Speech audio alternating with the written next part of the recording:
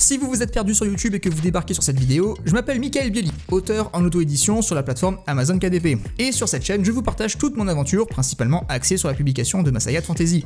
Mais je fais aussi du divertissement autour de la thématique littéraire, on n'est pas nombreux, mais on s'amuse bien. Quant aux habitués, n'hésitez pas à vous abonner à la chaîne si ce n'est pas encore fait pour ne rater aucun contenu. Allez, je vous fous la paix, bon visionnage.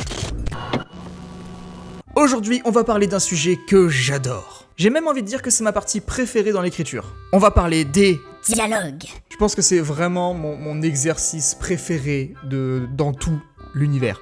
Les dialogues, j'adore ça. Alors les enfants, est-ce que quelqu'un peut me dire comment créer un bon dialogue? Oui, Titouan. Il faut que ça soit réaliste et naturel, comme une conversation dans la vraie vie. Faux, Titouan. Cette réponse est à l'image de ta scolarité. Un échec. C'est pour ça que tes parents t'aiment pas, Titouan. C'est pour ça que personne ne t'aime. Et c'est pour ça que je vais t'expliquer avec amour et bienveillance pourquoi tu as tort. Arrête de chialer maintenant. C'est chiant pour tout le monde. Il est vrai que j'ai souvent vu passer ce conseil sur le net. Un bon dialogue, c'est un dialogue qui sonne réaliste. Vous êtes sûr de ça? D'accord, non mais d'accord, ok, très bien. On va appliquer ça et on va voir ce que ça donne. Salut. Salut, tu vas bien? Oui, et toi? Oui. Qu'est-ce que tu racontes de beau? Pas grand-chose, et toi? Pareil. Bon, viens, on parle du scénario parce que nos vies puent la merde apparemment. Tellement d'émotions et de tensions dramatiques dans ce dialogue. C'est beau. Bon, est-ce que j'ai vraiment besoin de vous expliquer ce qui ne va pas dans ce dialogue? Non. Bon, je vais le faire quand même parce que sinon la vidéo s'arrête là et bah c'est chiant. En vérité, ce que vous venez de voir, ce n'est pas un dialogue, mais une conversation. Et il y a une nuance.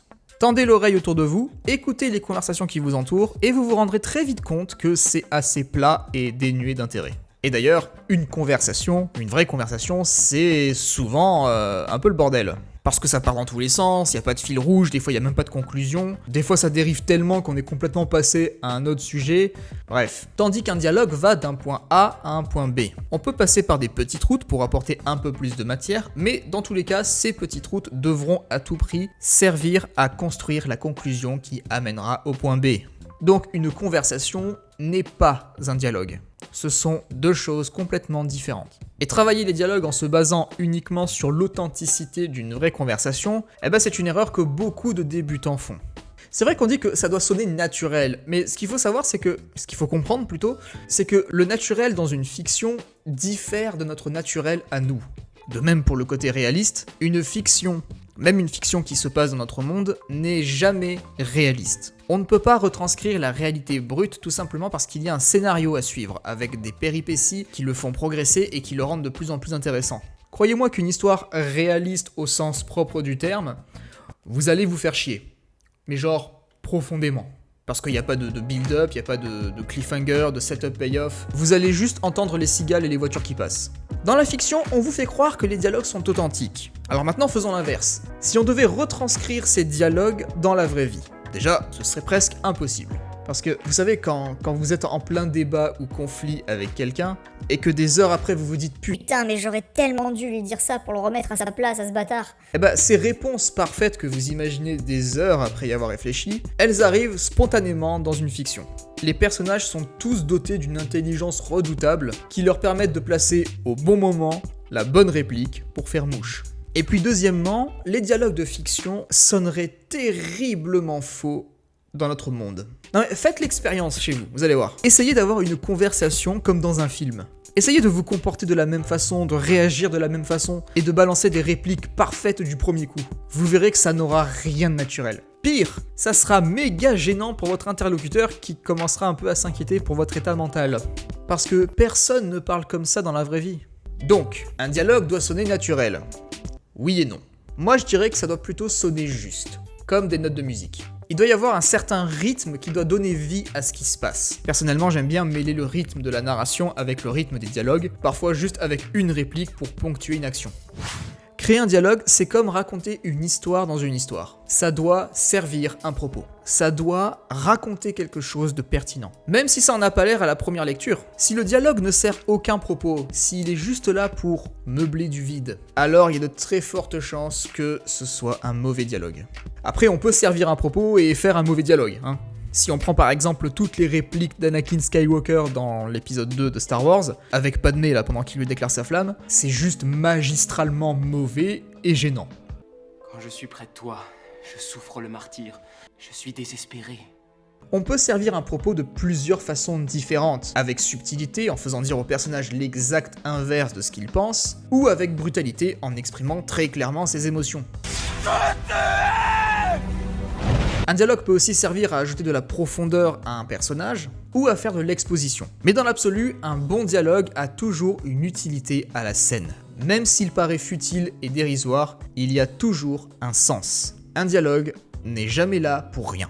Après, là, nous sommes dans un roman, pas dans un film. On peut donc se permettre des petites futilités à droite à gauche, mais toujours avec parcimonie. On n'est pas là non plus pour endormir nos lecteurs. Prenons par exemple deux personnages qui doivent aborder un sujet précis du scénario. L'erreur serait de les lancer directement dans le vif du sujet. Ce serait beaucoup trop téléphoné et puis ça ne permettrait aucun attachement émotionnel au personnage. On doit faire monter la sauce. Et généralement, ce que font les dialoguistes de films par exemple, c'est de commencer avec un sujet qui n'a absolument rien à voir avec le scénario.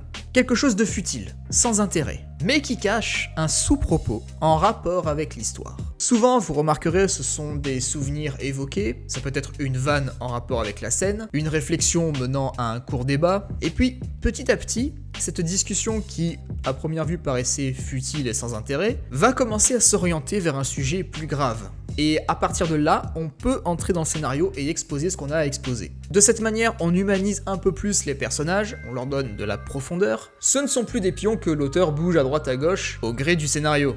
Et puis ça permet de poser une ambiance et de creuser un peu plus les relations. Et puis pour rajouter des paillettes, on va créer un conflit. Parce que la clé d'un bon dialogue, c'est le conflit. On peut très bien avoir de bons dialogues sans conflit. Mais vous remarquerez que les meilleurs arrivent généralement au milieu d'un conflit.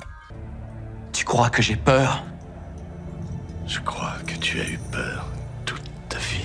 Parce que c'est la base d'une histoire. Il faut un conflit. Sinon c'est chiant. Si les personnages sont toujours d'accord sur tout, ou pire s'ils se contentent de suivre le héros sans poser de questions comme ce merveilleux film qu'on a vu ensemble, bah ça devient très vite débile. C'est comme une bataille entre deux forces opposées. On aime tous les batailles, c'est du grand spectacle. Il y a des moments de gloire, des moments de déclin, et ça monte de plus en plus en intensité jusqu'à la résolution. Et ben un conflit dans un dialogue, c'est exactement la même chose. Et c'est ça qui va faire qu'on va être pendu aux lèvres des personnages et suivre la moindre réplique comme une balle dans un match de tennis. Aussi, quand un personnage essaie de prendre le contrôle sur la conversation en manipulant très clairement son interlocuteur, et que l'autre essaye de faire la même chose derrière, c'est juste magnifique. On assiste à une espèce de partie d'échecs absolument formidable quand c'est bien écrit. Et puisqu'on y est, dites-moi en commentaire c'est quoi votre réplique préférée ever de toute œuvre confondue. Je suis curieux de connaître un peu vos pépites. Mais vous savez ce qui est encore mieux dans un dialogue, bien mieux que les conflits, c'est le sous-texte. Je l'ai un peu évoqué au début, c'est quand un personnage va te dire qu'il va bien alors que la narration montre très clairement que c'est faux. Quand un personnage se met à parler en sous-texte, c'est-à-dire qu'il va pas vraiment dire les choses brutes, il va rester dans la nuance, la subtilité, voire répondre complètement à côté pour te faire comprendre une information sans te la révéler explicitement. Perso, c'est une chose que j'aime bien faire dans mes romans. Souvent dans les répliques, je glisse des petits détails qui laissent entrevoir les véritables intentions du personnage, sans que ce soit forcément clair sur le moment. Et quand on relit la scène une deuxième fois, après avoir fini le livre, la scène prend une toute autre dimension. Car maintenant, on sait de quoi parlait le personnage, on sait à quoi il pensait à ce moment-là. Et du coup, le dialogue, il a plus du tout le même sens. Et j'adore faire ça. Déjà, si vous voulez progresser dans l'écriture de vos dialogues, commencez par supprimer toutes les répliques inutiles comme les « salut ça va », les réponses simples comme « oui »,« d'accord »,« ok », les interjections comme « hey »,« oh »,« ah ». Ah! Bannissez-les. Bannissez-les uniquement si la réplique c'est juste ça. Ah! Si vous mettez juste un hey et il y a une phrase derrière, ça va. Mais les interjections seules, c'est complètement inutile. Ça sert à rien, ça raconte rien. Et il y a mieux quand même pour entamer un dialogue.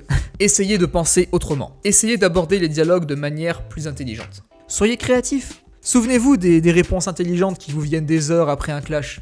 Pensez à ça. Passez du temps sur vos répliques et faites en sorte d'amener vos dialogues quelque part. Ne les laissez pas au bord de la route inachevés et hop, on passe à la scène suivante. Non. Si ça peut aussi vous aider, jouez vos répliques. Perso, c'est une méthode que j'applique très régulièrement sur mes propres dialogues, surtout pour les plus importants. Ça me permet d'essayer plusieurs répliques jusqu'à ce que je tombe sur celle qui sonne le plus juste à mes oreilles pour la scène. C'est comme ça que j'ai pu créer d'ailleurs les dialogues dont je suis le plus fier. Je vous encourage vraiment à vous inspirer de vos œuvres préférées, que ce soit des livres ou des films, peu importe, et à analyser tous les dialogues en essayant de comprendre leur structure et quels propos ils sont en train de servir. Comment s'ouvrent-ils?